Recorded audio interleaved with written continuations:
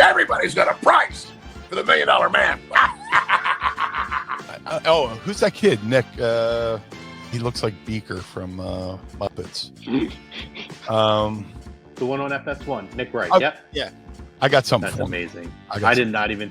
I love that. If I get 5 women and they're all in the same room with me, we're going at it at 110%.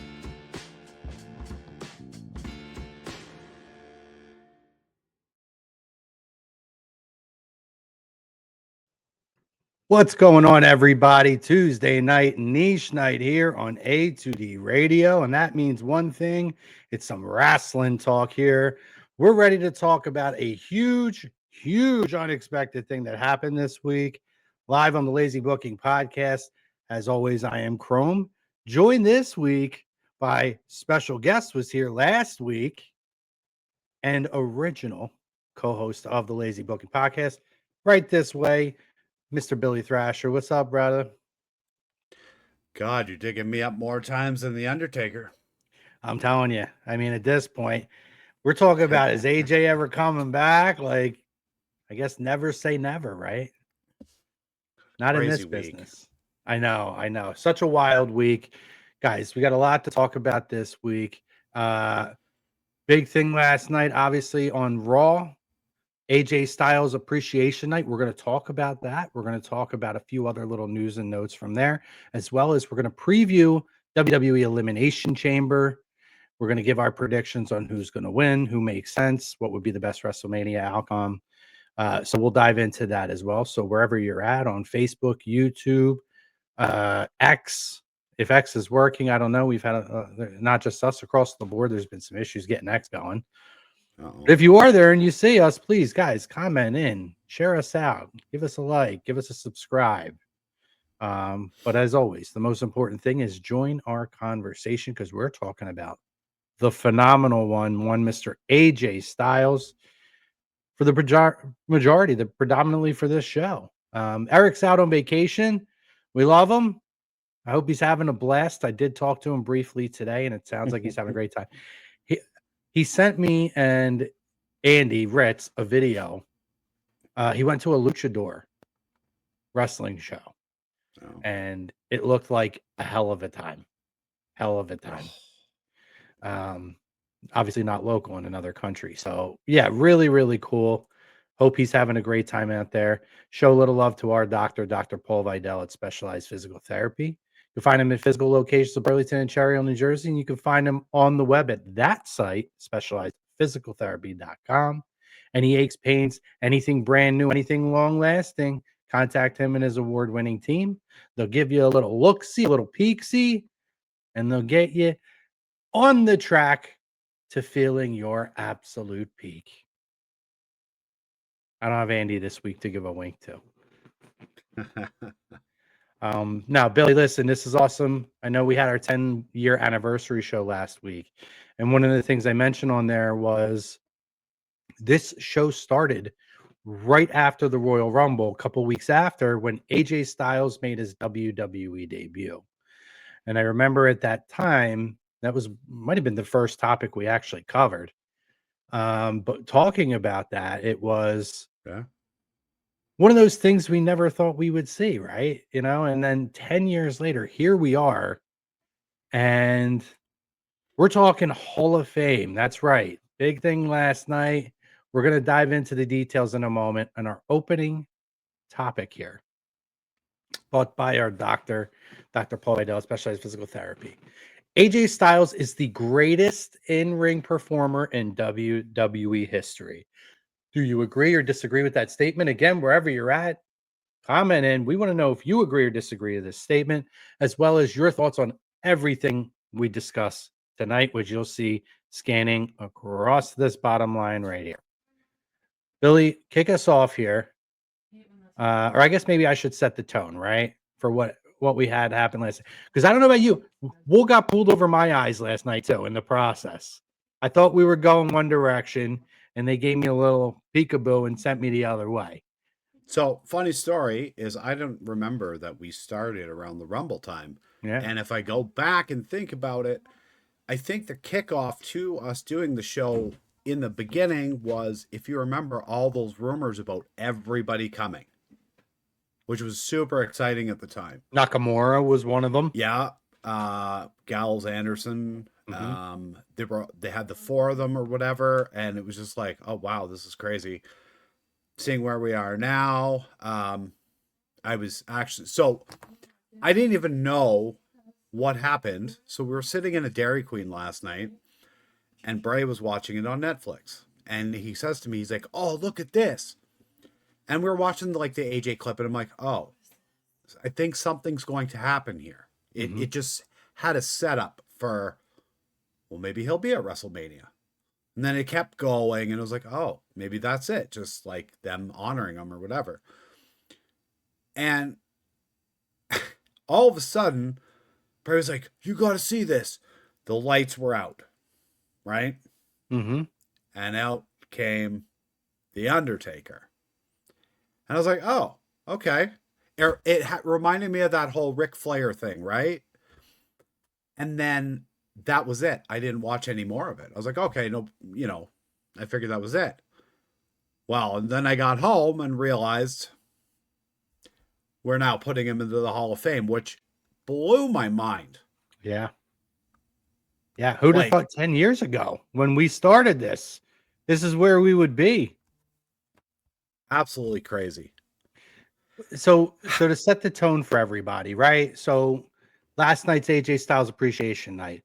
One, I'm glad they got the Gunther elephant in the room out of the building early.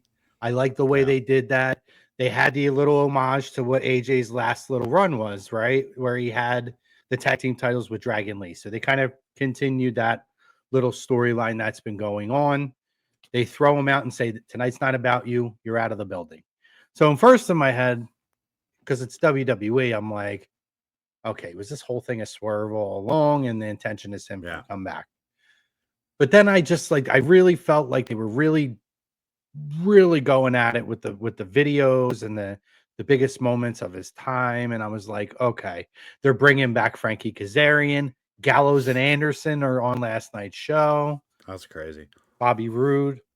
Yeah. So they kept having all these like little Petey Williams, all these backstage things. So I thought to myself, all right, so maybe not.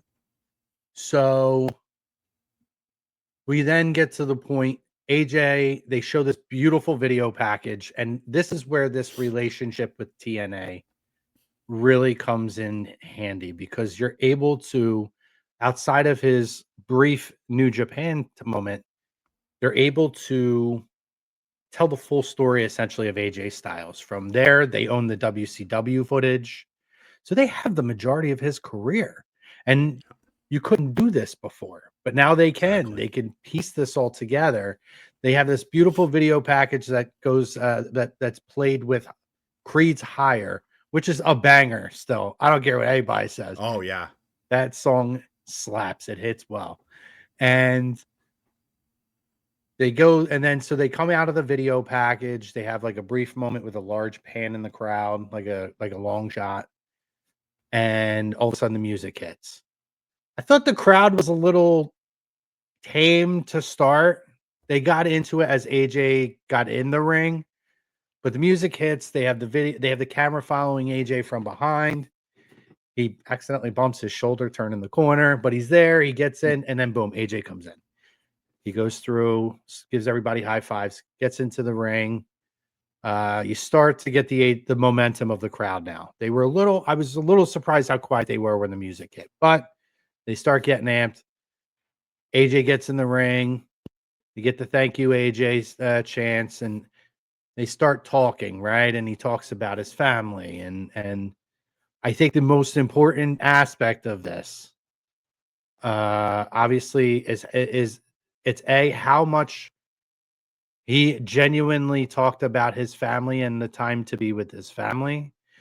And getting the other elephant out of the room was, why did he not take the gloves off at Saudi? Yeah. And he almost immediately goes into, I wanted to bring them home. I wanted to be in front of my people where I grew up 45 minutes down the road from. And this is where I wanted to leave my gloves in the ring in front of them. and he takes the vest off and he does all of that.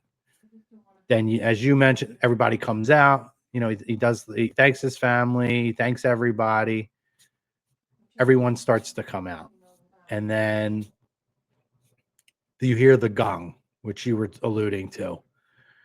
You can't tell because you could tell they're keeping the camera angle on him, so you almost think it's like one of those lights go on and he's standing behind AJ. I thought maybe like as a joke they would do it as a recreation of the Boneyard. Was it the Boneyard match? Yeah. Where AJ's got the smile on his face and the Undertaker standing behind him. They don't, you know what I'm saying? I thought that visual was what I thought they were going to give us that visual again. But then he rides, Taker, then the American Badass music hits. Taker rides the bike down. Taker gets into the ring. And Taker says to AJ, so that's it? We're just going to leave our gloves in the ring and that's it? And he says to him, we have unfinished business.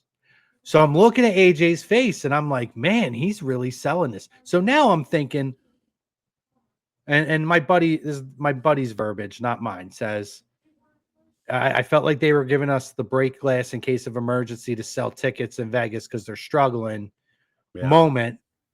And maybe they're going to give us, for both of those guys, that match that we want, that we deserve against each other. And then that's like truly it for both. And I'm thinking we're going there, man. But AJ, I'm like, man, AJ's really acting good because AJ looked shocked at what was going on.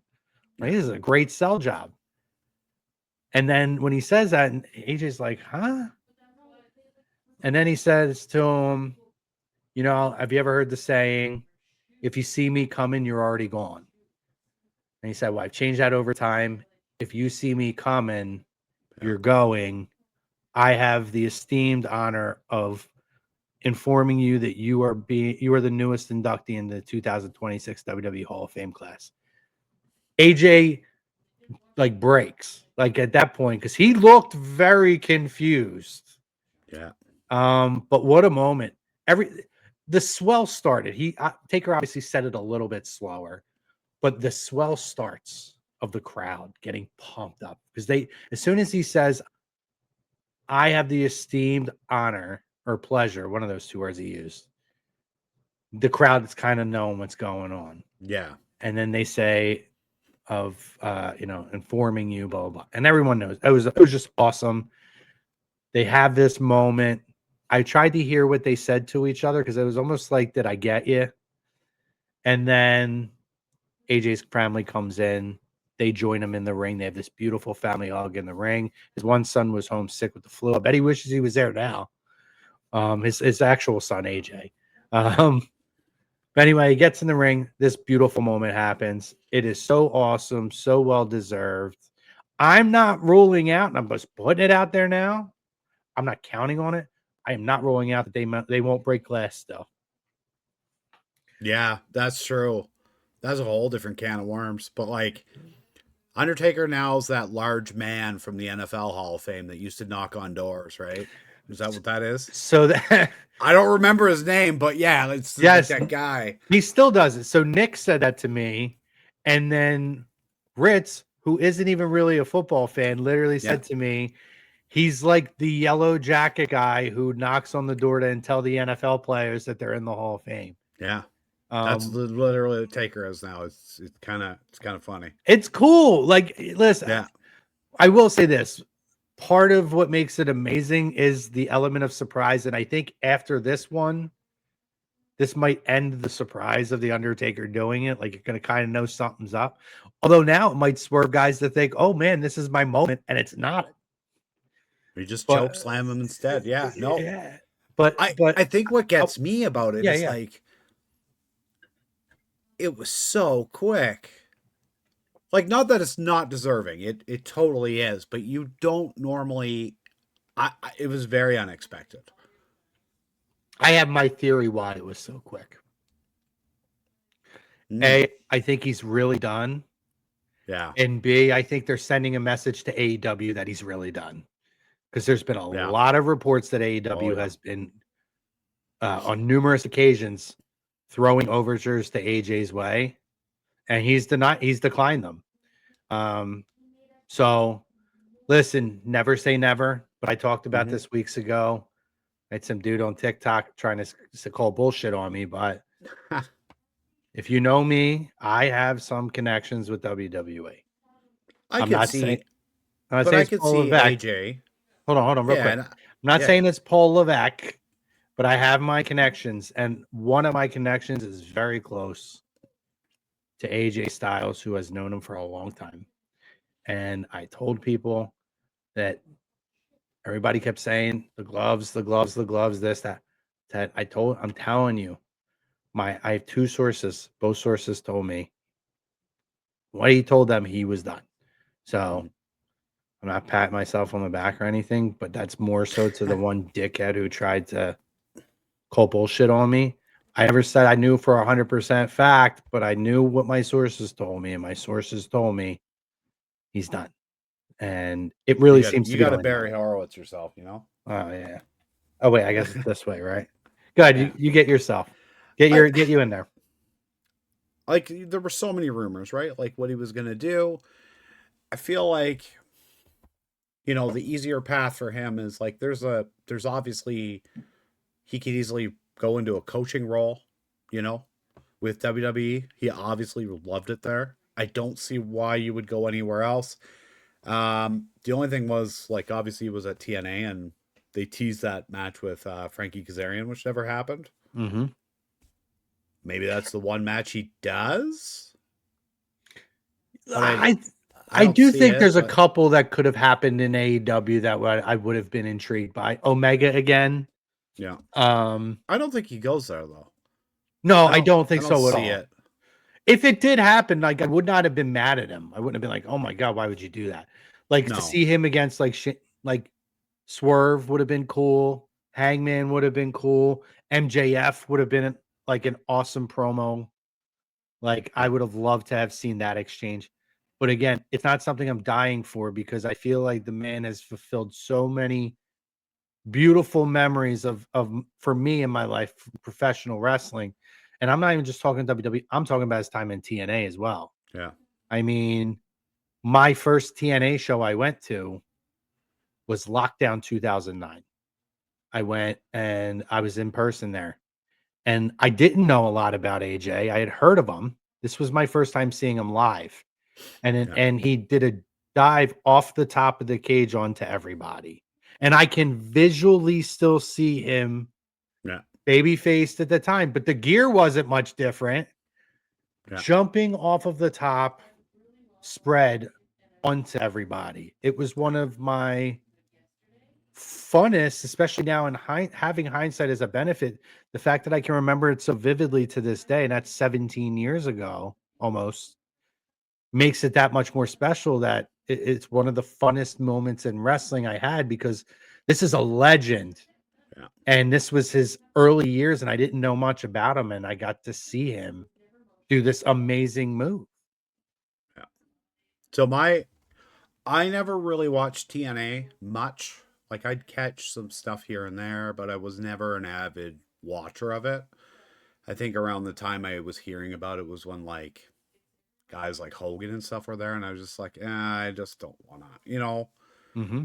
I grew up with that stuff. I'm like, I don't really want to watch it, but I would see him and it was like, oh, this guy's pretty decent. My introduction was him and Nakamura at Wrestle Kingdom, Yeah, that which was like right after that. I was like, wow, now I got to go watch stuff that he's done because that was insane. Yeah. So, I mean, it was like watching that match. It was like, I loved both of them instantly. I'm like, oh, this is amazing. And then, yeah, it, absolutely. Got some comments real quick, and then we're going to dive into the poll ourselves. We kind of got off which is fine. It was a special moment. We wanted to make sure we set the tone and talk about the moment before we dive into the accolades. Brian Daly from Flyers Talk A2D. We love Brian. Appreciate you dropping in, my guy. Says, what's up? AJ, I think, may be the best technical in-ring performer. One of. And then Pat says, we finished dropping the gear in the ring because he made a move to do it and stop. So to do it in his hometown, I guess that was finishing the story. And he asks, is Cena going into the Hall this year too? So I had a conversation with. I don't. Let's. It's wrestling. We don't need to follow exact by script here. Let's go with the crowd, right? Let's go with the crowd reaction. So this is the question here: is Cena going in this year? I don't believe so. I think John Cena had a long year by his standards at this point with WWE. I think he's going to be shooting a movie, I believe, around the time of WrestleMania. And also, I don't know what your thoughts are, Billy, on the Hall of Fame.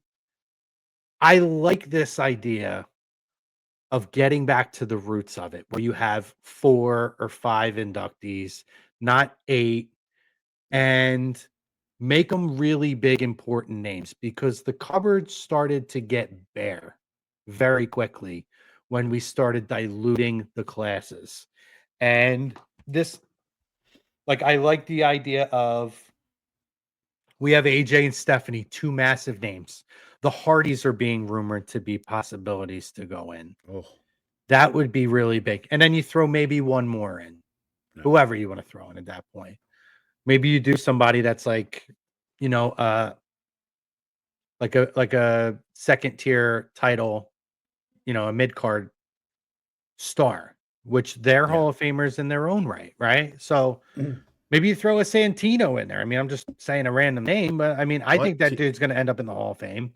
Tito Santana. No, we don't. He is in the Hall of Fame already. Oh, fair enough. Yeah, fine. I'm just saying. Yeah, no, he can. Tito can suck it.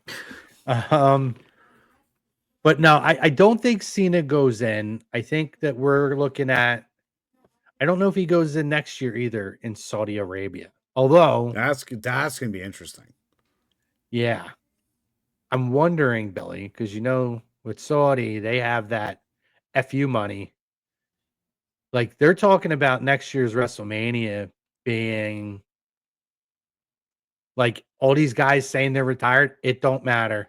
Saudi Arabia is going to throw so much money at WWE to make anything happen. If they want Austin, they'll get Austin. They want Rock, they'll get Rock. If they want to dig up Andre, they'll get Andre. So, like, it almost makes me wonder if they said to them, we want Cena in the Hall of Fame when it's in Saudi Arabia. I'm really curious. That's possible. And if anybody was going to do it to headline, it would probably be him. Yeah, I just remember you said that, and I remember the first year they went to Saudi, and they were like, they wanted, what was it, Yokozuna and the Warrior, and they had both passed. It was like, oh boy. Mm-hmm. Oh yeah. Yeah, they didn't even know who the hell was still around. That was funny. But you're right. Like, I don't know about you, but like, even when we went to like WrestleMania 31, that Hall of Fame was so long. And it was just there were so many people that went in. It was like, that was the year of the Macho Man. Mm-hmm. But like that whole thing was so long that you're like, I don't want to sit through this anymore. Like, you're right. Shorten it up. I could go, listen, you give me 4 people. Your headline, whoever is your number 1 headliner or 2 headliners, you each get 45 minutes. Everybody else gets 20 to 25 minutes. That's more than enough time. It's long, but because those people are probably the most in-demand people to see at that point, I almost feel like that's the direction it goes by faster when you feel like it's more meaningful. Yeah. Like right, for sure. I don't want to knock the Coco Bewares of but like I was good on that. I mean, how long Mr. T thanked his mom for 35 minutes. It was very weird. Oh, very, very weird. Yeah. But so what year was that? What WrestleMania was that? I can't even remember, but I don't even remember. But let's get into the poll here. So AJ Styles again, he is going into the WWE Hall of Fame. And with that poll question, we're going to ask. I know we're 25 minutes in, we didn't even get to the poll, but there was a lot to set up here. I mean, it's AJ Styles. AJ Styles is the greatest in-ring performer in WWE history. Do you agree or disagree to that, Billy?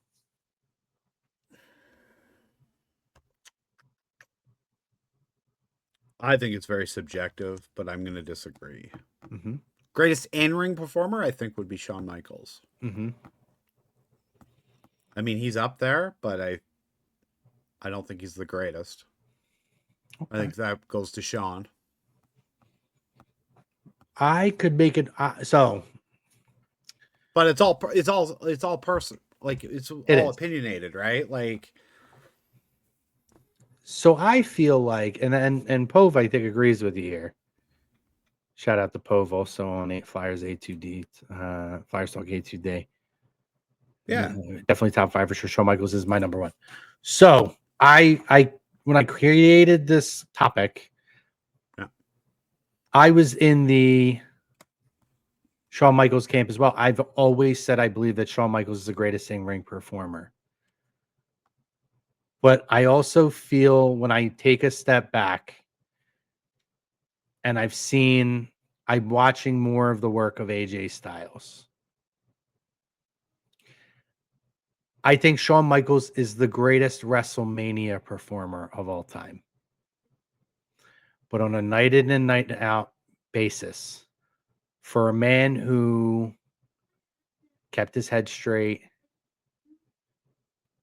gave everything that he had, worked as hard as he did to get to where he did at the level that he did, and I'm talking still be doing 450 splashes, like things at unbelievably high levels where, I'm being honest, I don't think I started to see even a centimeter of a slow up until maybe the last 3 months, maybe. Yeah. I do think there's a couple times we saw him like do a springboard on a rope to do the phenomenal elbow or phenomenal forearm and slip off the rope. We saw that happen. I think there's a couple of times, and sometimes it looked a little tougher to get that transition into the Styles clash towards the end here. I got worried a couple of times with some guys. But is that a case of like, but is that also a case of them not working as much and he really hasn't worked a ton, right? I don't know. I mean, I don't. I think it's age. AJ gave an interview this past week and AJ said, so he basically let the cat out of the bag that he was supposed to retire last WrestleMania. So the topic came up of, actually, I believe this was on Raw Talk or whatever they call it, Raw Recap. Yeah.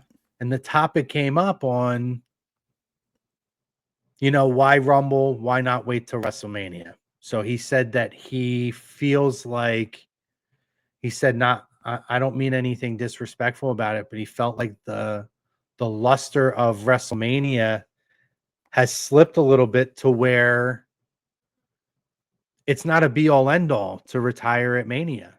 And he said, first of all, the opportunity to go out 10 years from where you came in was something he felt was almost serendipitous. And then the other part of it was he actually said he was supposed to retire at WrestleMania 41, which nobody knew this. But he had that Liz Frank, or however you say it, injury that took him out from October up until like 2 months before Mania. And he ended up kind of speeding into a match with Logan Paul, to which he did not want. He came to the conclusion that to have that injury and then to come back and then kind of just come back for that one performance, he wanted to give his fans more. So he agreed to, I don't know if his contract was either short-term extended to the end of the year or if he was retiring early then and he was already signed to the end. I actually think he was already signed to the end of the year, but he was going to retire earlier than his contract was ending. But he decided he was going to work through the end of his contract, which was right after Royal Rumble. So now I look at it and I kept saying, like, why is like, I get the AJ, like I like in some aspects that AJ is working and putting some people over, but I was also like, are we having AJ lose too much? But now I look at things in hindsight, right? And it's like everything to him was a bonus after 41 because he didn't expect to still be around. So the run with Dragon Lee to try to help put Dragon Lee on the map. Yeah. The guys that he did put over, including Logan Paul last year at WrestleMania, that match was tremendous. And that's now his last WrestleMania match. The match against John Cena, which outside of Undertaker, Shawn Michaels of WrestleMania 25 might now be my second favorite match or third favorite match ever. Because you got to think of Steamboat and Savage as well. Yeah. That might be my third favorite match of all time. That's crazy. It's so good. It's a beautiful And then if you story. hear about, like, if what's to be said is true on how that match came to be, that's insane. Because of Brock. Yeah. Yeah. They came. Yeah. I mean, they came up with this. Well, it all happened because everything fell apart with the heel run for Cena, which they again, needed Brock to look, menacing again. So they gave him Cena, and they're like, "Well, we'll give you Styles," which turned out to be one of the best matches that everyone liked this year. Has ever seen, maybe ever. Yeah, yeah. It's an all timer. It's an all timer. And I'm telling you, man, I think about that, and I'm like we got Pete chiming in here. AJ's third behind HBK and Angle in ring. Oh man, I don't disagree with that take. See, I do. I think on a technical perspective, and I know that he could do like the moonsault and stuff like that, but I'm going overall. AJ could work technical. He was a high flyer. He could do 450 splashes. He could wrestle a power style. I mean, my heart wants to say Shawn Michaels. He's my favorite wrestler, performer of all time. But I'm just looking at the level that AJ did it for as long as he's done it. And part of that is he didn't do what the other two guys did and break his body down with drugs and alcohol. Took care of himself over all those years. It's true. And I think there's a lot to be said for that.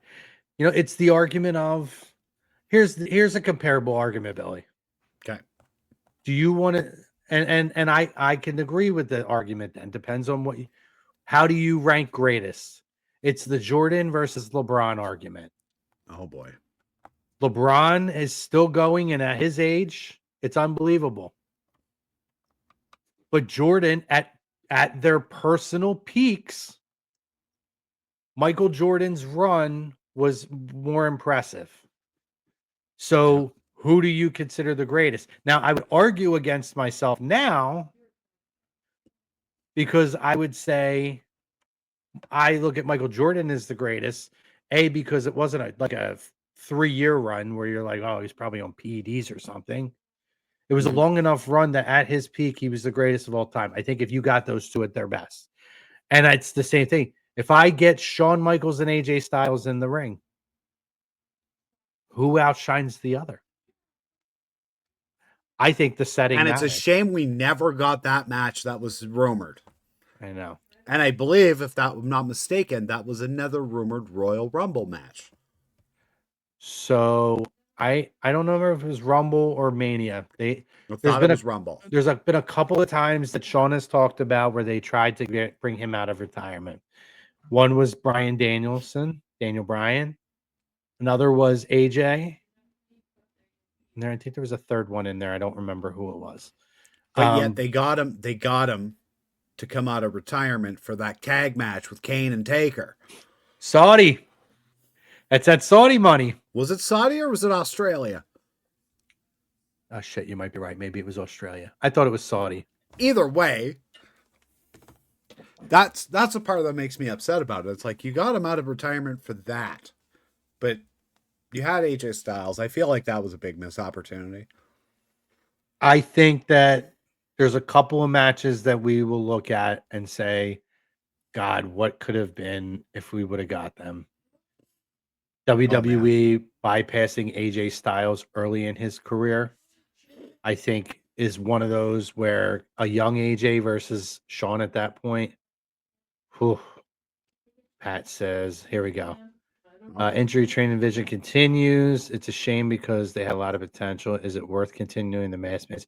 First of all, we are going to talk about this, Pat. I appreciate you bringing it up. Oh, yeah. It feels like this whole group is cursed. Oh. Like snake bitten. Braun, now this. I mean, Reed can't catch a break. No. So it's very unfortunate. We are going to talk about that one a little later in the show. So the question, Pete, was WWE, not so. And if Danielson can be in the conversation, but Okada and Tanahashi they're not in that conversation. I like where his head's at. I would still put AJ Styles over them. Do you know what? I feel like this could be a separate show another time where we compare Shawn Michaels stuff that's not on WrestleMania to AJ.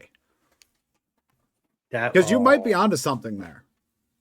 Yeah, just don't show the SummerSlam Hogan match and we're good.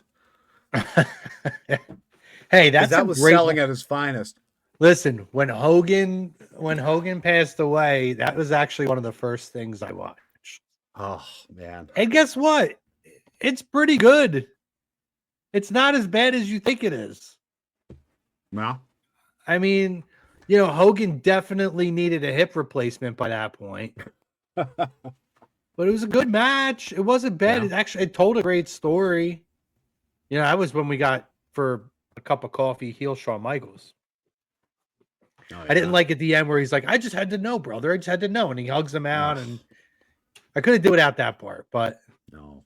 No, it was good stuff. So with this, right? What is AJ's legacy here? Because we're talking, you know, it's so crazy to think about. I thought more about the comment I made last week, where I talked about how we look at Joe Hendry and the opportunity that he has now through the working relationship with WWE. And I think, man, if that was around when AJ Styles was in TNA, oh my God, what doors would that have opened? What would his career have looked like? Now, again, there's a lot of different ways to look at that because A, you lose probably more of those TNA years because he probably ends up in WWE sooner. And B, you don't get that experience that he had in New Japan that I think took him to a next level. So yeah, it's kind of a double-edged sword, but it's wild just to think about that. Samoa Joe, Frankie Kazarian, who 20 years later is getting to benefit from that now, where he does some crossover work and works in WWE. But like, can you imagine what life, like I said it last week, just when we were talking about, you know, the differences in pro wrestling now in the industry. And now this comes about literally the week after. And I was like, oh my God, now I'm like putting AJ's career in retrospect. And I'm like, what would it have looked like? Would it have been a Hall of Fame career? Maybe not. But like, what are your thoughts on his legacy? Where do you think he stands in the history of the industry? He's a very top tier performer WWE wise. He had so many bangers in WWE that people just don't, I don't know, either don't remember because he fought Roman in Extreme Rules. That was a great match. The Cena SummerSlam match was amazing. Like even the match. Even the match against Brock was great. Mm-hmm. It wasn't that long, but like I thought it was fantastic for what it was.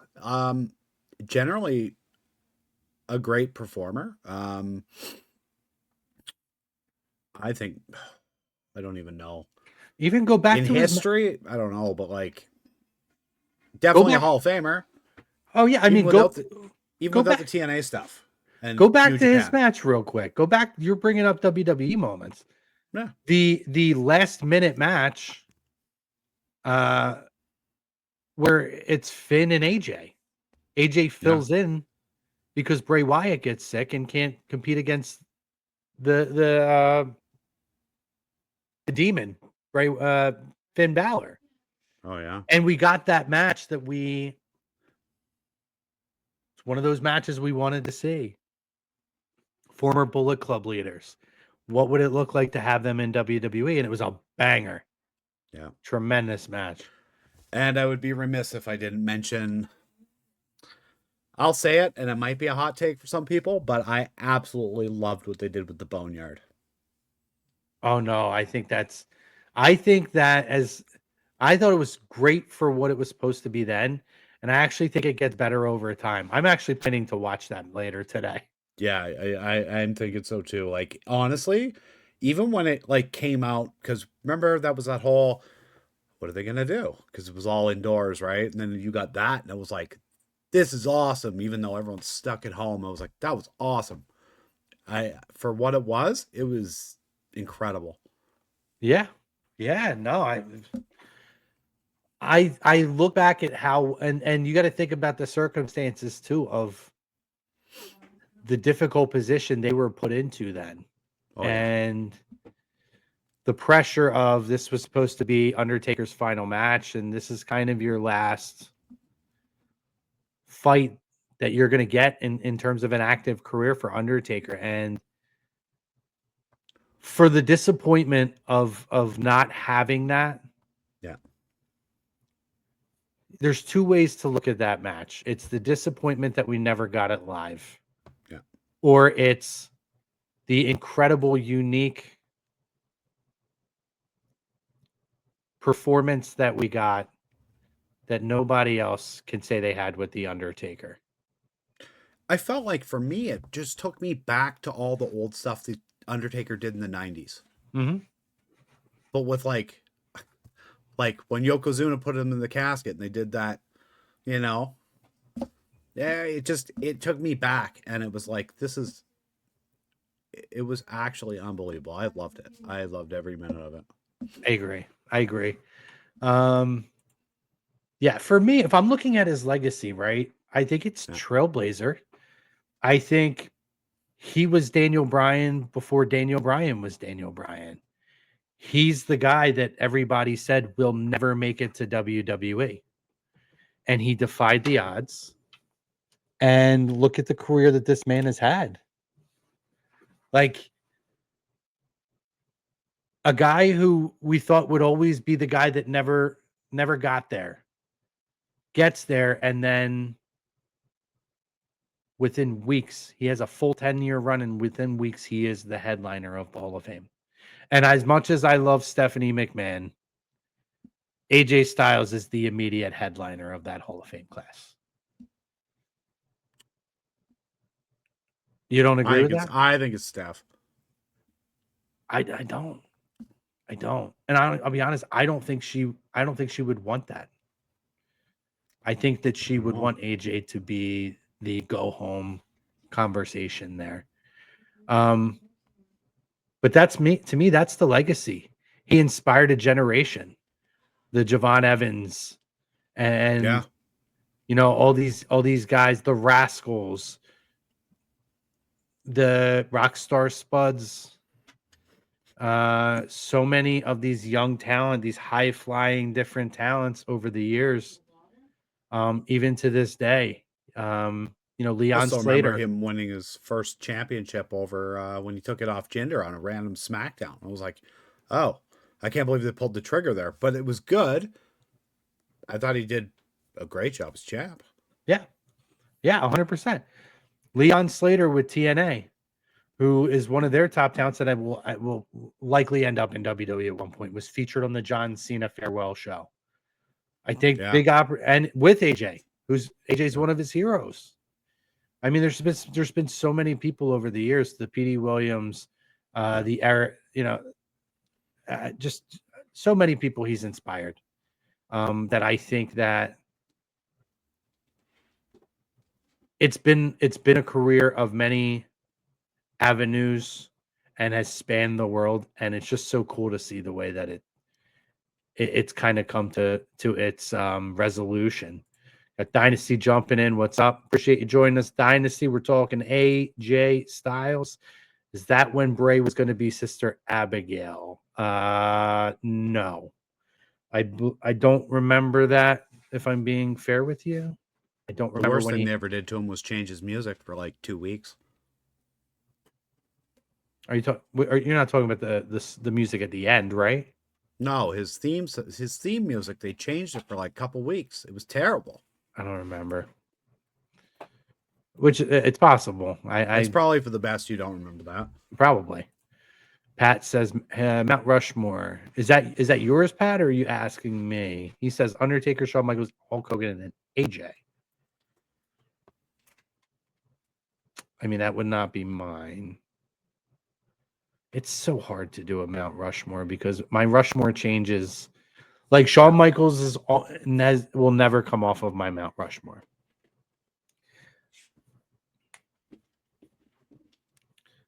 Hogan will probably never come off of my Mount Rushmore. I feel like it's hard not to have Flair on there because at his peak, he's the greatest heel of all time. Outside of maybe Hollywood Hogan, who's already on there anyway. Yeah, and I mean, for me, I'd have a hard time not putting like Andre on there, right? Andre, Taker. Yeah, it's hard not to put that. Austin. Yeah. Rock. Yeah, I don't think I could put AJ on there. But again, in terms of an in-ring performer, I just he worked so many different styles at the highest level for so many years. And he worked with all those guys except for Shawn. He worked with Angle. We've seen it. That's still crazy to me. They never did it.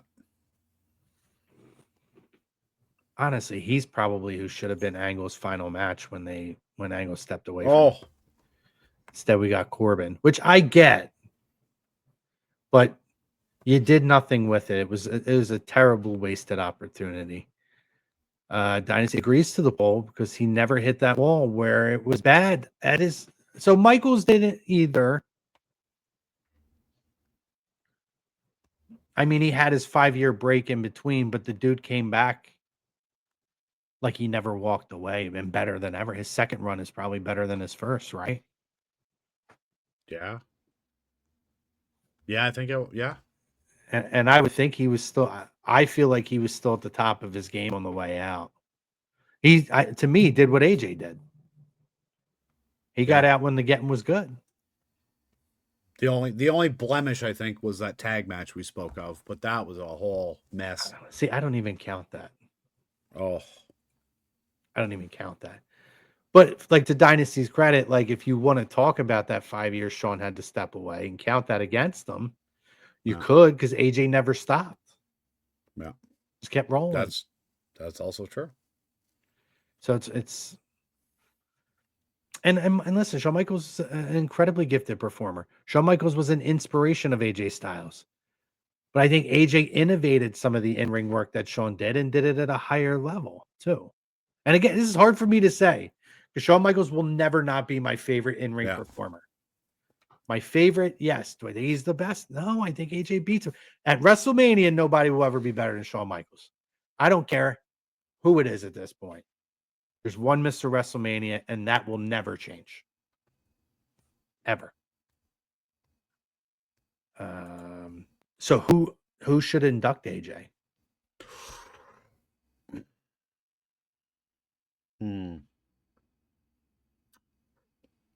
See, I don't know.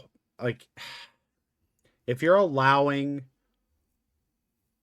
the TNA stuff, I think the doors are open. Yeah. I don't know if you can get Samoa Joe. Yeah, they've never really crossed that bridge. I don't think they will. No. If they didn't do it, listen, if they didn't cross that bridge with Adam Copeland for John Cena, exactly. I don't know if that bridge is getting crossed anytime in the near future. Angle?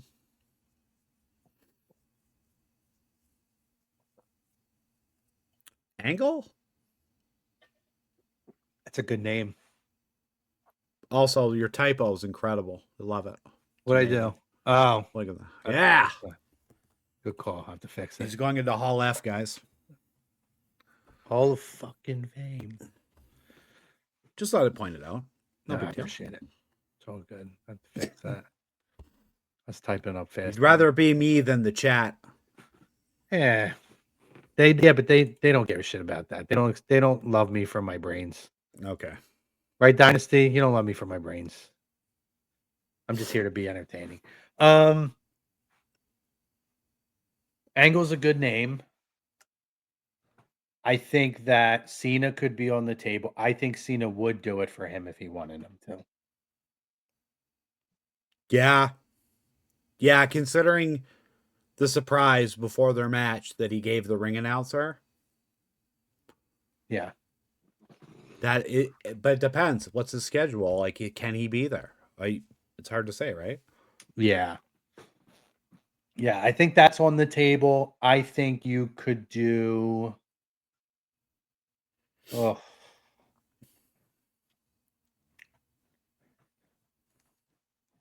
I do think the Good Brothers could be on the table. Oh, yeah. Wouldn't shock me.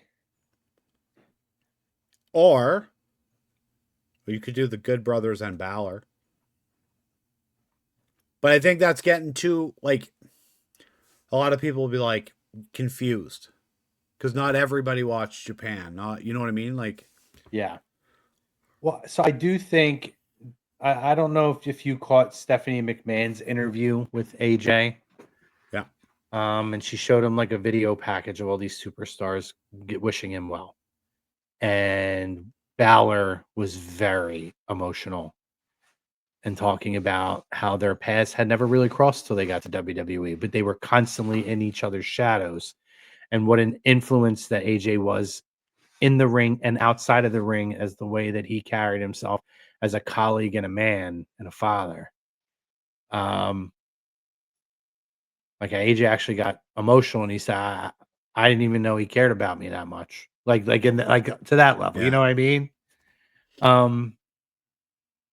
Yeah, what's funny is, like, now that we're at this point, like, he talked about how close he is to Xavier Woods, right? Yeah. And who was the guy who he gave the biggest hug to coming out of, after he got out of the ring at Saudi and had a deep moment? It was Woods. And they're two guys who almost ran parallels with WWE and TNA, right? I wonder, God, I think to myself, and I wonder, like, it is a shame it can't be Joe, because I think the reality is, it should be Joe. It should be. Yeah, for sure.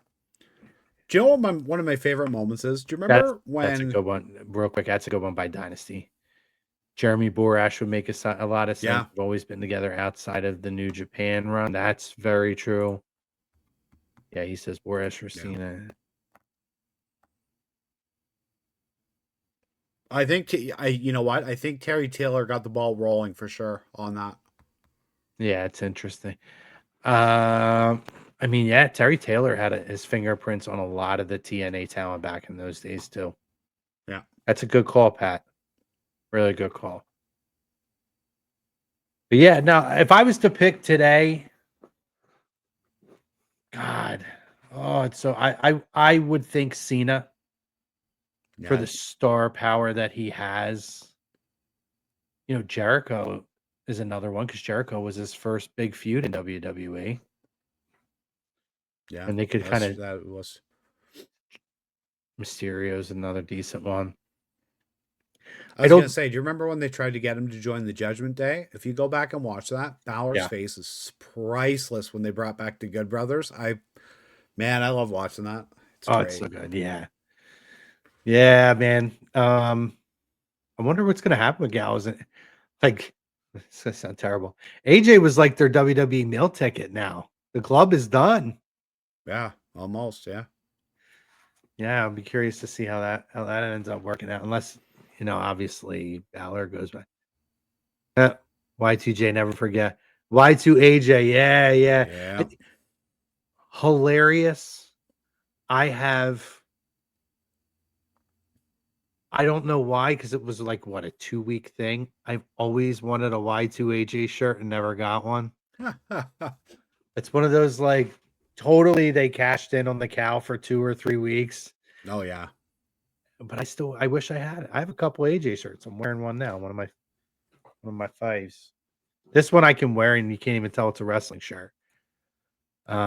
Jericho in the box. I don't think so, Pat. It sounds like AEW has his contract frozen, or at least had it frozen for injury time, similar to what WWE does. And much like WWE, sometimes they make them honor it, sometimes they just let him go. Sounds like AEW does not want to let Jericho go, not because they want him. It's not because they want him. It's because they don't want him to go to WWE. They are for everything that they said they wanted to be. And again, I don't want to go down this AEW bash fest because I actually don't. I like AEW. I'm a WWE. I'm more geared for the WWE product, but I do like AEW. But the reason they make it hard for me to really enjoy certain aspects of AEW is because of the fans, and that it's very reminiscent and mirrors our society today of you have to be one way or the other. You can't be okay with even if you're one way, you can't be okay with the other one. Because that's how I am. I love WWE. I really like AEW. I don't love it. I like a lot of the matches. I hate the storylines. I also don't love the commentary outside of I think Bryan Danielson is okay. I think that Excalibur is tremendous. Tony Schiavone, it was cool when he came back, but I'm kind of over it now. And now they make him look like a putz every time he gets in the ring. Yeah. Too many guys there though. They'll bring in, sign, and then they'll shelve them, and you'll never see him again, which is crazy. Well, that's what they said they would never do. Yeah. And that's what they do. They got what they wanted out of Jericho. Now he's being shelved. It's like, so not to go into that argument, but that's a time. That's a topic. There's a whole list. Yeah. Greg jumps in, says, "What's up, fellas?" Pat, I have no idea what's in the box. It's the same company we saw a chicken come out of an egg. This is a hand come out of a woman. Oh fuck! I forgot about that. You're welcome. Oh yeah. They're just. This is one of those things. Instead of trying to, because I feel like I'm gonna. It's one of the things that I'm gonna be like, what the fuck, man. Like I know I'm gonna hate this, so I'm not even trying to think about it till it happens. I'm ready to be disappointed. I think that's where I've been for the last couple of weeks. Yeah, and the fact that they're passing the box back and forth is the weirdest thing to me.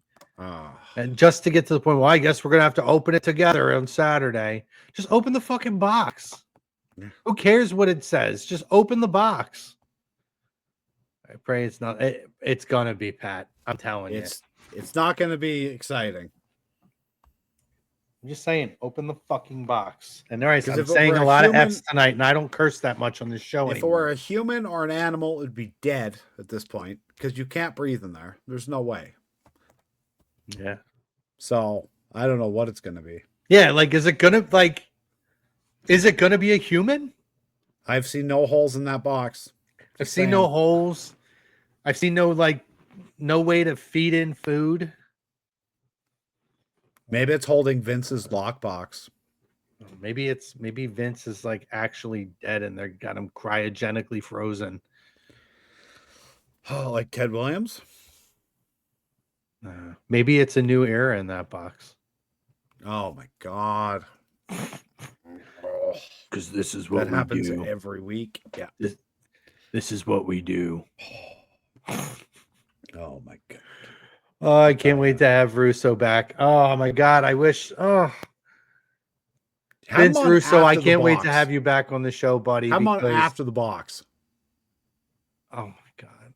Because that would just be great. We were trying to wait for Mania. I might almost have to be like, Eric, can we see if Vince is available next week? Oh my goodness. I don't think we could get him in time. Oh my god, I would love to know. Yeah, Pat. That's exactly what I think of. What's in the box? Oh, I don't even want to fucking talk about this stupid box. That does transition us into our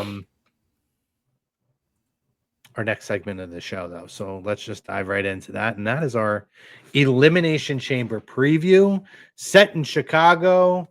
One of my favorite match concepts, although I am not in love with the every concept we have to have a themed pay-per-view after it.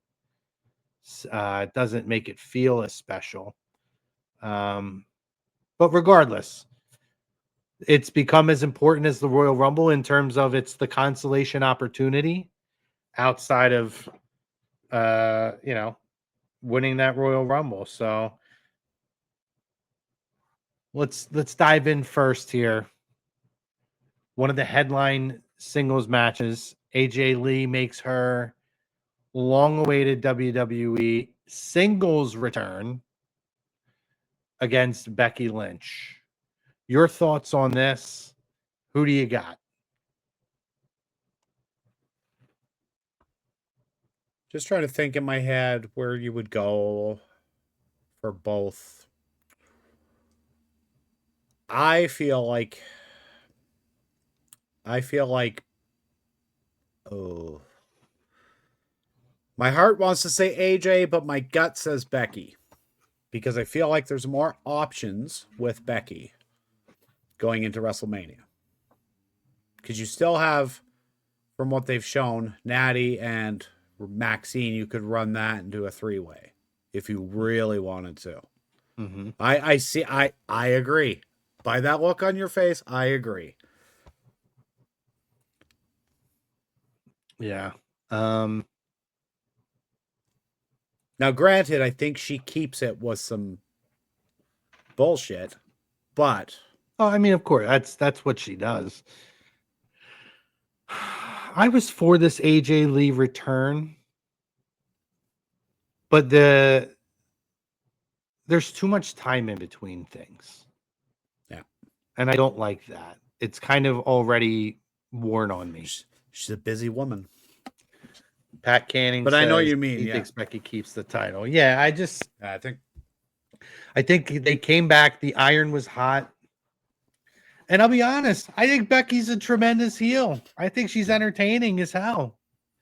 I kind of like her doing the chase more. I think having the title, as much as I'm enjoying, and I still enjoy it. Like she typed like a ridiculous paragraph about CM. Oh my god, let me find it on X.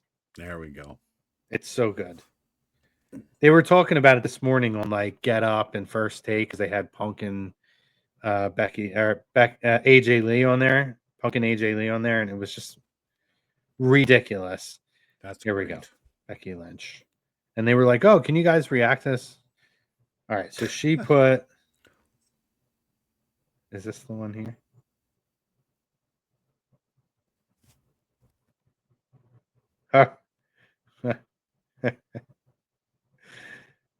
There was two of them.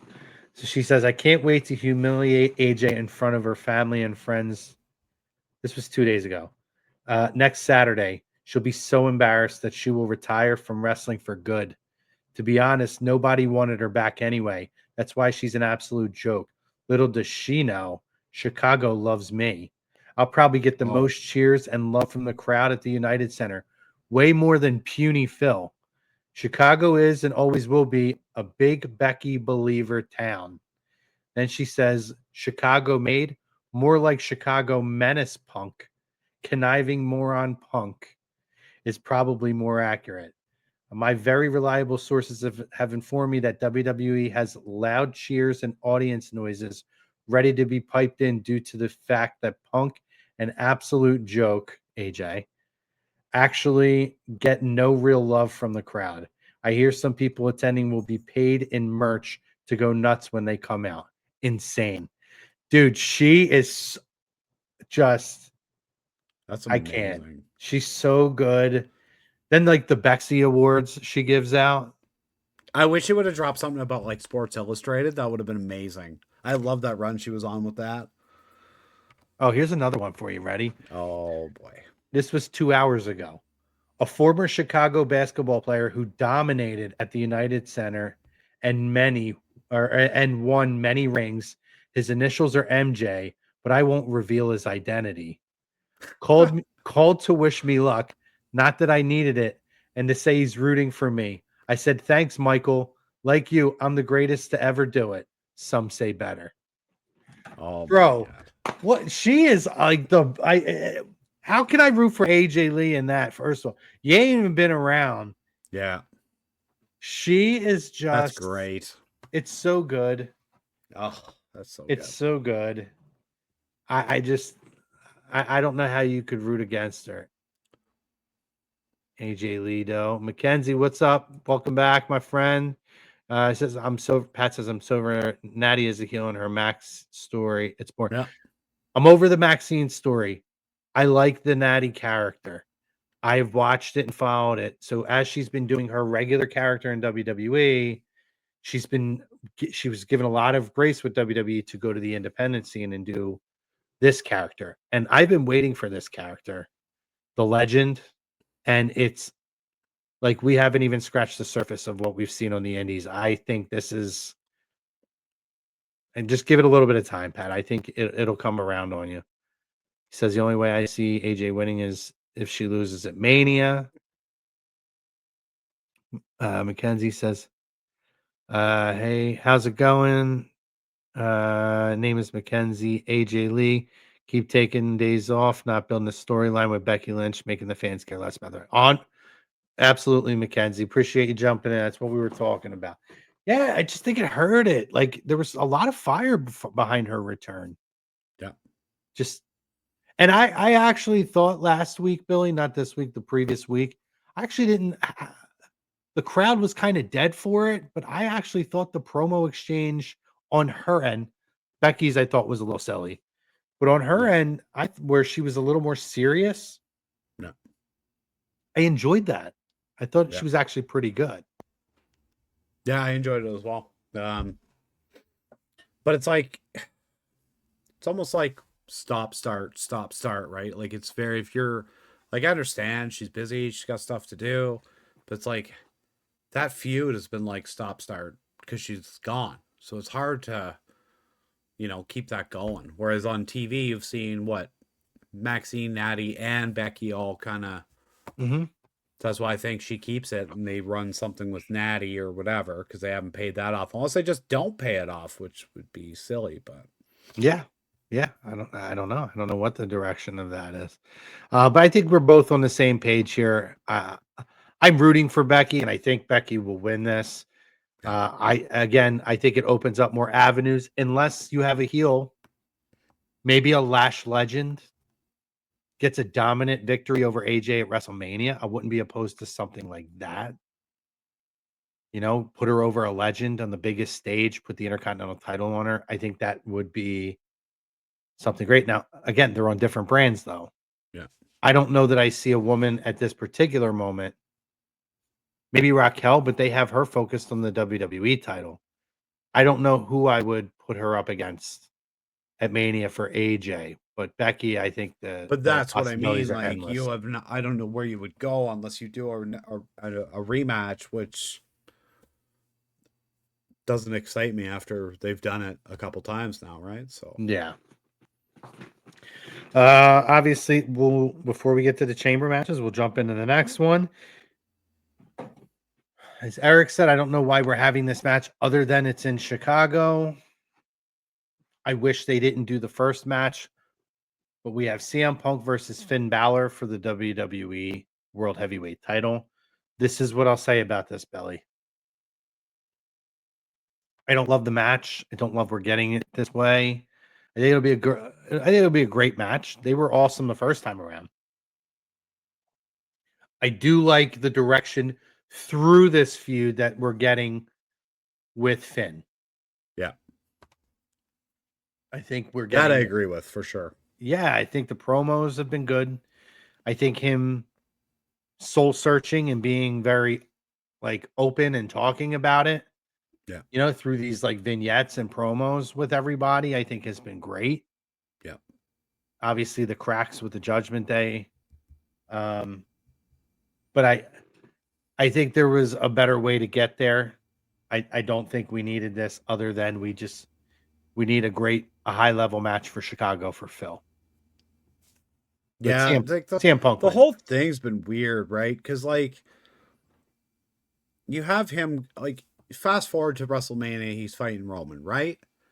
But like Punk gets in the ring and blows basically right past Roman and starts talking about Balor, and I'm like, what? It just, I don't know. I wish if they were gonna do it, saved it till now and not had the match already. That's what I said. Yeah, I agree. What's the difference going to be? Well, he had to have his match in Ireland, but why did it have to be Punk? That's what I mean. Like, it's very weird. But I think we both agree Punk's going to win this match, right? Yeah. I almost feel like maybe have someone on the Judgment Day inadvertently cost him the match. I think what I mean? I think that's the direction we go with this one. Which I wish would have happened the first time.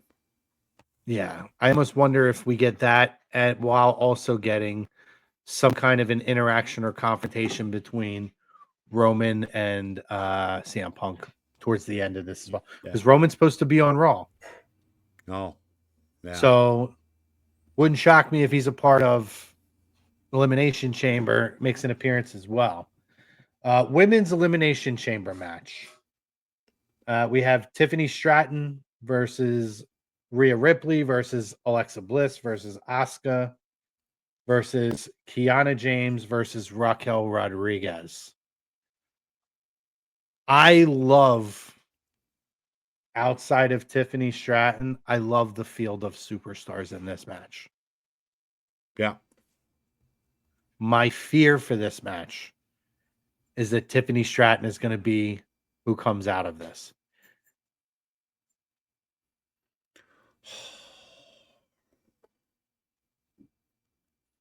Yeah, maybe.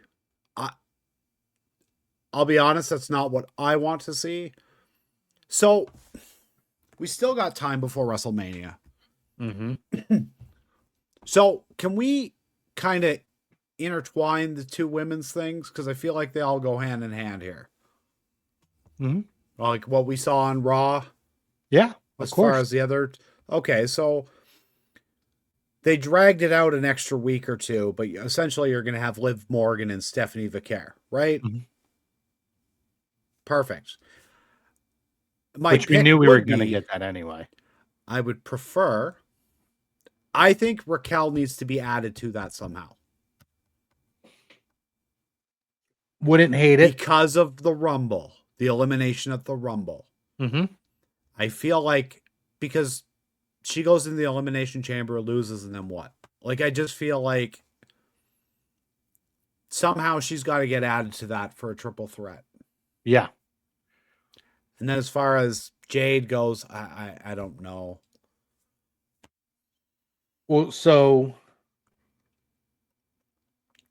couple of things here. I don't know if I see it being Rhea, because I think that they're going to end up obviously Io's not in the match, right? I think the goal is they're going to defend the tag team titles at WrestleMania. So I take them out. Maybe Asuka. What about? And they've done it numerous times. There's some weird injury angle, and you add Jordan Grace. I don't. You'd have to take Tiffany out. I don't want any of the others out of it, right? So, like, Alexa, something's going to happen there with Charlotte. They're already teasing the cracks in that, right? I think that's the direction we get towards Mania. If they're not a part of like some big tag team title fatal 4-way or something. Yeah. I think same thing with Asuka. I think she sticks it. So we're down to Kiana James and Raquel. So if you're looking for the powerhouse match here, then yeah, Raquel and Jade could be a WrestleMania level match. Love that Kiana James was put over and clean over Nia and Charlotte, by the way. And she was so good in the Rumble. She has been good since NXT. Yeah. That's honestly, I would love to see them really shock us and have somebody like her win. Or again, I'm cool with a Raquel. I think it's going to end up being Tiffany, and it's so aggravating. The look on your face. But like, as you can see, like, it's funny because you're going to have Raquel's got to be somehow against Liv, like that Diesel Shawn, right? Because they're putting her up like, you know, yeah. What are they calling her now? Big Mommy Cool. I love that. Big Mommy Cool. Exactly. So you got to have like that Diesel Shawn type thing, right? So I that's why I eliminate her from that. So it's like, you could be right. It could be Tiffany. Yeah. Personally, I'd rather see. Yeah. So Mackenzie, it's twofold. A, she did defend against Jordan Grace. B, Jade could very easily get overexposed right now. So at the end of the day, they're not going to put her in the ring all the time. I don't want I'm like old school. I don't need him defending it like never, but I don't need my champions defending it once a month, even. Yeah. Or maybe just once a month. Like I don't get like super caught up in they haven't defended their title since the last pay-per-view or whatever, like, or they don't defend it on TV ever. There's a time where that wasn't a thing. We grew up there. Maybe an occasional Saturday night's main event. Tiffany's a good wrestler. She doesn't. Now you're triggering me, Mackenzie. I'm gonna have to dive into that. Pat says, I don't mind Tiffany's just the voice, but that's who I think is coming out of it. Yeah, he agrees with that. Raquel will win the Money in the Bank. I don't disagree with you on that one either, Pat. Listen, I think the rise of Tiffany was awesome. I was behind it. The momentum, the potential, I think, is through the roof on Tiffany. But she was given the ball, and she fumbled it a lot. She can't carry the promo with anybody. When she does, she gets very flustered, and you could see it's a true flustering. Look at the incident that happened with Charlotte. I was just about to say that. And there's a lot of botches. Yeah. And I mean it. Watch a lot of her matches, including when she came back for Rumble. She is a talent that could be a major, major, major player. But I think they looked at the physical package and the talent that could come from it, and the fact that there was instant momentum behind her. And then suddenly they put her out there in front of everybody and we're like, oh shit. Like, but they're in love with her. Yeah. Like, the internet wrestling community is not as crazy about Tiffany as they were. And I'm not trying to destroy her. I believe in her talent. But when I see like, and Mackenzie, I'm reacting to you saying it, but I've seen it. I think there's this narrative that like she puts on these amazing matches and she doesn't. Actually, go back. A lot of her matches aren't great. They're not. There's cool moments. Definitely not recently. No, there's cool moments. Yeah. Matches aren't great. I think she's one that maybe should have started at the mid-tier title and worked her way up. Yeah, I mean, here's a guy who was with the company for how long? I know. Yeah, that was rough to watch that right before Mania last year. I mean, honestly, I think Jay's just a gimmick. Like, I just don't see anything else. I saw what was there, but I think the belief in him went away very quickly and it became a fad. Not the eat thing. I think that shit's super over still. But I think, I don't know. maybe he's not somebody who can be trusted. I mean, he gets shit faced and drunk on TV all the time with the company. So maybe there's like a non-belief that he can be the guy long term. So they gave us the moment. They gave him the moment as a thank you, and they took it away. What, 5 months later, 3 months later, whatever it was, 4 months later. I think WWE as a whole just does a really poor job of elevating new talent, honestly. Yes and no. I don't totally agree with that. Like, look at how they make Javon Evans look like a absolute superstar week in and week out. They make Dom look like an absolute superstar. But like, even like when you talk about the women, it's always the same ones. So for me personally, I want to take Kiana James. I'd be Yeah, on board with that. me too. But I think we both know where it's going to go. No, I think it's going to go to Tiffany. My only thing is, what is your story then for WrestleMania with Kiana James? I don't know if this is the time. I wouldn't hate it though, just because it's different. Right. But they also, I mean, they surprised us with the moment where you thought for sure it's got to be Nia or it's got to be Charlotte. Kiana's That's there what to I take mean, the like, pin. You watch SmackDown and she's having these moments with like Jordan Grace, and you think, okay, maybe they're going to do something here, and she's not even in the match. So it's like, you're right. It's got to be Tiffy, I would think. Yeah, I don't know who else could come out of that. We have our men's Elimination Chamber match. Randy Orton, LA Knight, Cody Rhodes, Javon Evans, Trick Williams, and Jey Uso. So the winner moves on to take on Drew McIntyre at WrestleMania. Oh, We know who this is going to be. Maybe we don't. I don't know. I think it's got to be Cody Rhodes, and then some way, somehow, they're going to get Jacob Fatu into a triple threat. It's just the logical way the story is going to go. I feel like you could pull off a fatal 4-way here and add LA Knight to that. I don't think they're. I don't. What, like, where does he fit into it though? Just because we like him, I don't think that's going to work. I could see him. Oh, I could see him getting the Brock spot and then losing. Oh God. Oh God. We're gonna touch on that. So I would love to see something different, right? I think what we said. I mean, I'm a big Trick Willie fan. If I had my choice of who I would want to see win, I would go Trick Williams all day. We talked about this a few weeks ago. Pete brought it up. Okay, so take LA Knight out and put in Trick. I think you could do it 4 ways because Jacob Fatu's obviously got to be a part of it. I know, but I don't want to see a fatal. I hate triple threat matches, let alone fatal. Like every fatal 4-way that they've ever had at WrestleMania has been terrible. The ending of 2000. Yeah, exactly. WrestleMania 16, WrestleMania 2000.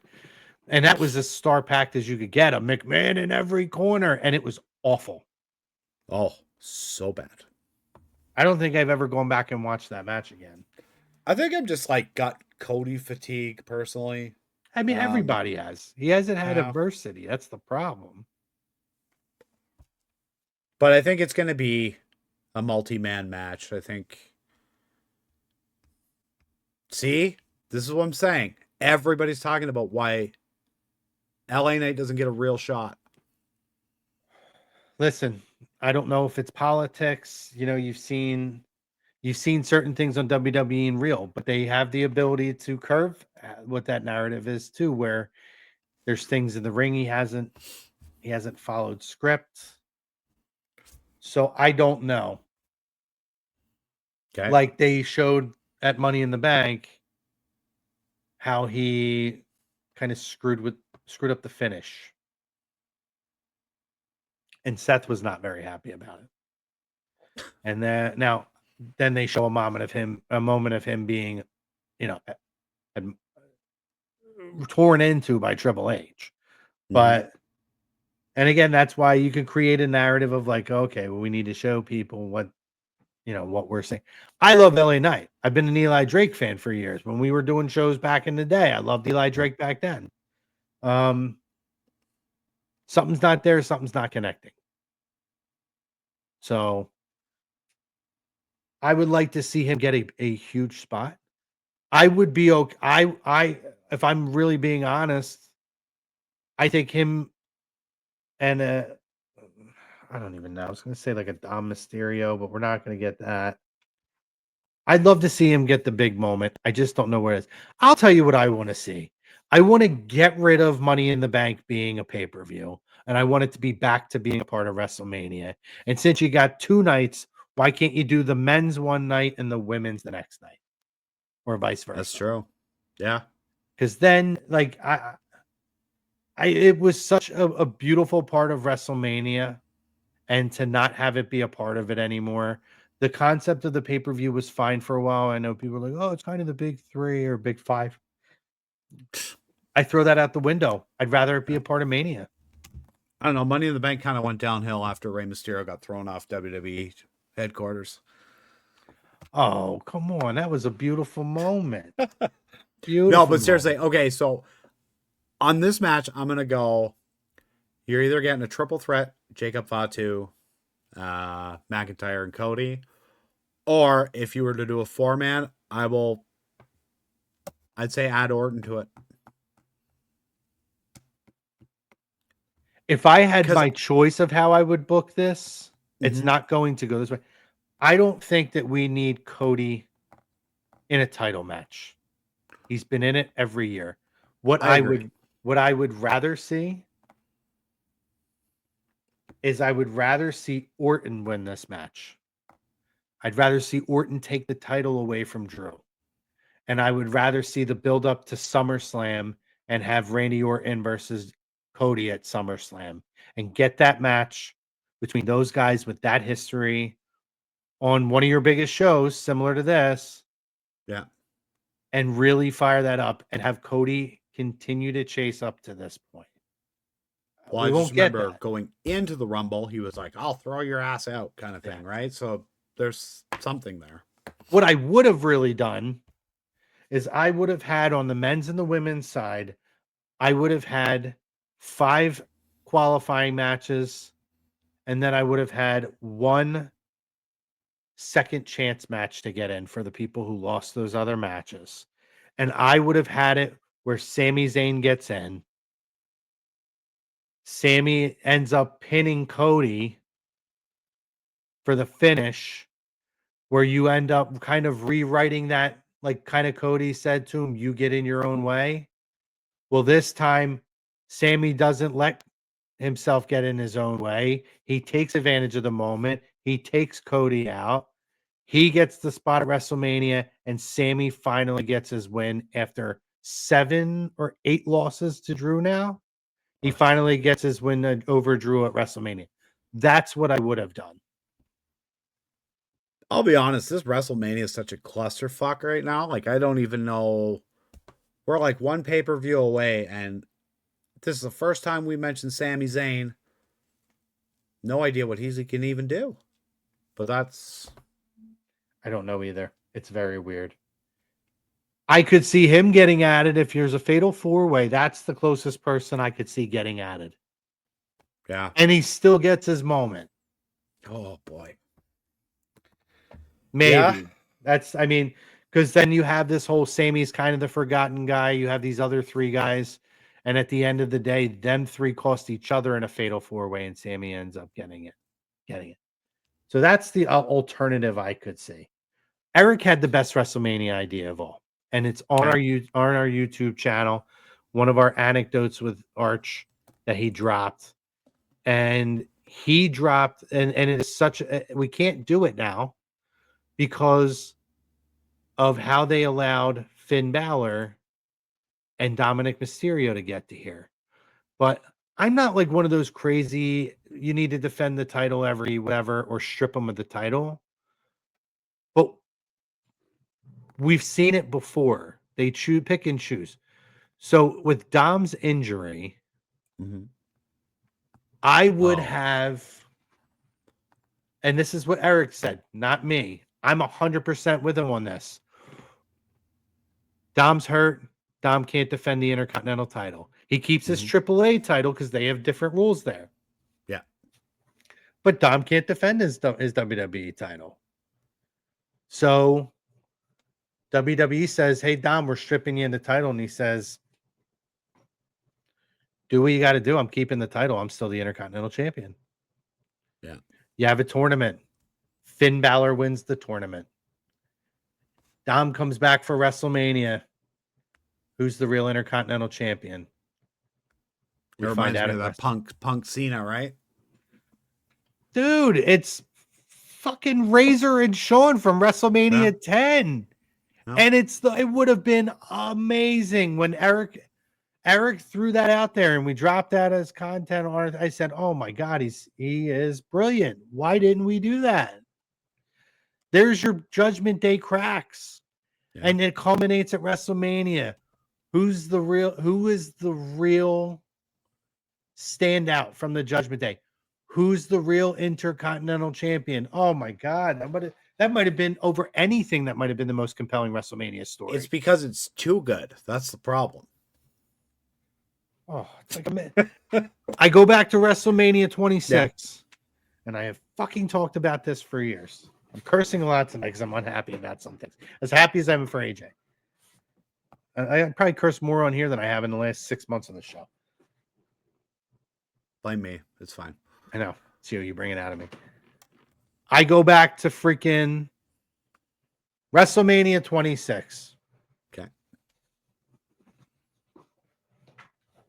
We had an opportunity to have Edge versus Christian at WrestleMania. And they didn't do it. Mm-hmm. I believe it was Edge won the Rumble.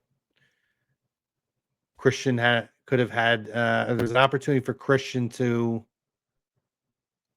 go against Jericho, and he ended up not winning the title. And I'm like, oh, come on, man. What are you doing here? Listen, I can't take credit for that one. That was Eric.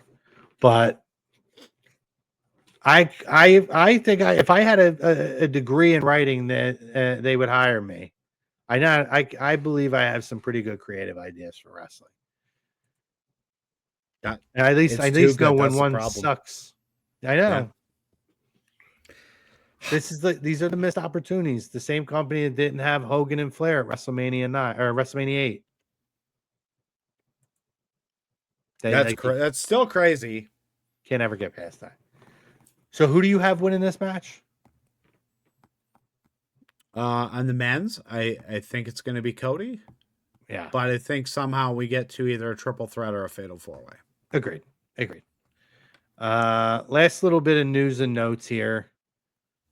Quick thoughts on the Brock Lesnar Open Challenge that's been put out there, where Paul Heyman comes out, talks about how the Undertaker streak was one of the featured matches, and now the man who ended that streak now is the featured match. Your thoughts on this? Who do you think the opponent could be or should be? I have very strong thoughts on this, actually. So here's where I'm at. I have one name, and chat, you can get in on this. Mm-hmm. It has to be, for me, Obafemi. Yep. There is no other solution to this. I can't hear you all of a sudden. Can you hear me now? No. Put your mic down. I don't know what's happening here. All right. Well, while he's away, it has to be Obafemi. 100% here. Pat jumps in. Pat does the same thing. Can you hear me now? Here we go. He turned into a pumpkin now. Now I can't hear him. Beautiful. If you can hear me, leave the stream and come back. I'm going to keep rolling here.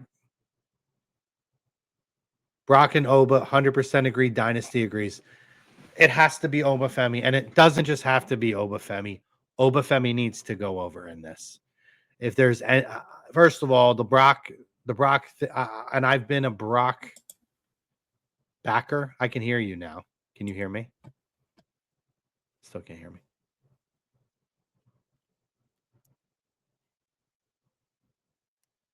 I've been a Brock backer this entire time, and I can say this. I'm at the point now where I think I'm over the act.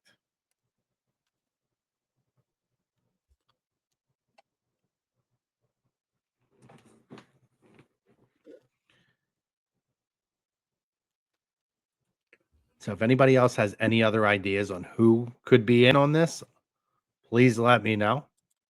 But I don't see any other possibility. Anybody else would get squashed.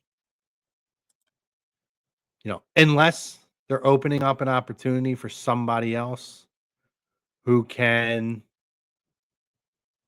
make a debut, I guess. I personally don't see it. Other news and notes. Pat, you asked about this. Oh, there we go. Let's see what we got.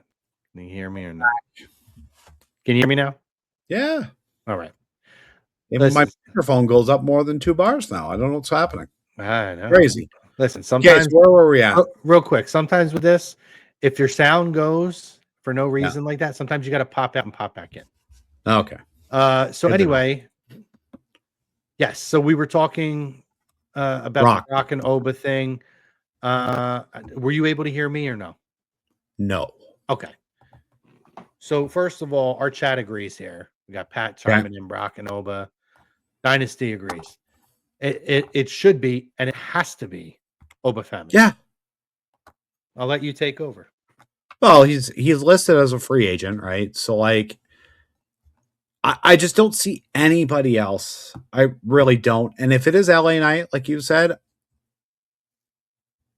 I just think I'll be very angry about it. I just don't think he needs to be in that spot. It feels very Dean Ambrose versus Brock at 32. Oh, yeah. Which was atrocious. I wish I could forget that. Yeah. Pat says, I don't follow NXT enough to name somebody. So, yeah, I mean, listen, I think it's going to be a main roster person, which Oba is at this point. But listen, I don't think anybody's been beating the drum for Oba Femi any more than me. And I'll stand by it. He is the next Brock Lesnar. Brock's act is old to me now. Yeah. And I've been behind Brock for years. But I just, at this point, there needs to be something different. It needs to be more believable. I don't know. It just doesn't, it's not working for me anymore. So I think Brock's at near the end. I think he's going to go out in Minnesota personally. Same. Like a SummerSlam. So, I mean, who do you pass that torch to? Like, it's got to be Oba. Yeah, he's got to pass the torch to Oba. Yeah. And I think that Gunther gets another notch under his belt on the way out in Minnesota. That would be my guess. Or do they do Gunther and Brock? I mean, that was teased to have been a couple of years ago. But unless he's done, and maybe Gunther, I could be okay with that. Maybe if he's going to be done at Mania instead of Minnesota, and Gunther comes out and says, I'll take your open challenge, but only if you put your career on the line. Because you know what? I think I'm going to stick with Oba, and I think you have Gunther, Brock in Minnesota. If you want to keep that going. Yeah. I mean, you could do it like we said with Gunther. But my thing is, like, we had this moment at Royal Rumble. Yeah. And where Brock ultimately, incorrectly, had the moment where he put Oba over the top, but in my opinion, too easily. Yeah. So, like, the only way Gunther makes sense is if his career is on the line. I think that's too early because I think you need to have the Oba moment. Yeah. And so I think you're right. I think we get that at Minnesota and we get Brock and Oba earlier than that. So I don't know. We'll see what happens with that. And our final little note, I think is important to talk about. We mentioned it earlier, the Bronson Reed injury again, man. a torn bicep. Rough. It's crazy because it looked harmless. This group is so snake bitten, dude. It is wild. You got Seth who gets hurt. Then you have then you get Braun. Now you got Bronson. Like at this point, Logan might be saying to himself, "I should have stayed a part-timer." But that's what I mean. Like it clouds WrestleMania. Like so. Like okay, you have a guy who fakes an injury, like works an injury to come back to then get injured, and then the rest of your team gets injured. You can't even run that back now because everyone's gone. Yeah. So even if Seth's ready to go, he's not going to want to sit on the sideline. What do you do with him? Yeah, I don't. Can't really do anything. Well, yeah, because the two guys that took him out are the two guys that are out, and with major injuries. Yeah, like Braun is out for 6 months, and Bronson's going to be out for. I mean, how long? Well, Cody tore a pectoral, torn bicep. I'm going to look up. Oh. I'm going to consult. Isn't that what Punk did? Was that what he? Yeah, it might have been what he had. So if that's what Punk did, that's like what? I guess it depends how bad it is, right? Torn bicep recovery typically takes 3 to 4 months for functional recovery. Oh, and up to 6 to 12 months for full strength recovery. Non-surgical partial tears may heal in 6 to 8 weeks, while complete tears requiring surgery usually require 3 to 6 months. Poor guy. And it looks so harmless. Shattered his ankle in the chamber or the War Games, only to come back for a little bit and to do like I watched it and I was like, how do you get hurt there? Like you just and like even the Braun Breaker thing with the hernia, I'm like, I didn't even notice anything. Yeah. Pat says the Vision is now the IR. They threw the story out the window. Logan and Theory tag team versus the Usos. Yeah, I mean, I think we've speculated, myself and Eric, that's the direction we kind of thought this was going for Mania anyway. The whole masked man though, yeah, I you can't just scrap it. So, but do you just? I don't fucking know. Do you just pull the mask off, have somebody show up and say, "Hey, it's me"? Have Seth come out and be like, "Yeah, it was me. I'll be back in a few months. I just want to remind you I'm here, bitches. Now 2 years are out. I'm good." But didn't they? I don't know. That whole thing is like that's completely derailed plans. Like what about the rumor that you might get Logan and Bad Bunny? That's what I'm saying. Like, yeah, you look at the WrestleMania top to bottom. I have no idea. Same. I don't know. And we're like what, a month out over that, but like it's the next pay-per-view. Yeah, I don't know where we're going.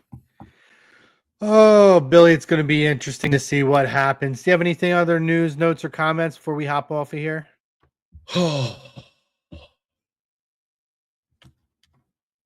That's fair then. I mean, unless you add another member, but I just don't see that. Yeah, I mean I agree with you. That's I mean that looks like it's the direction we're going. If we're going to keep this going, my concern is who cares? That's just it. Like there's two guys that were a part of the Vision when he was out. And that was Bronson Reed and Braun Breaker.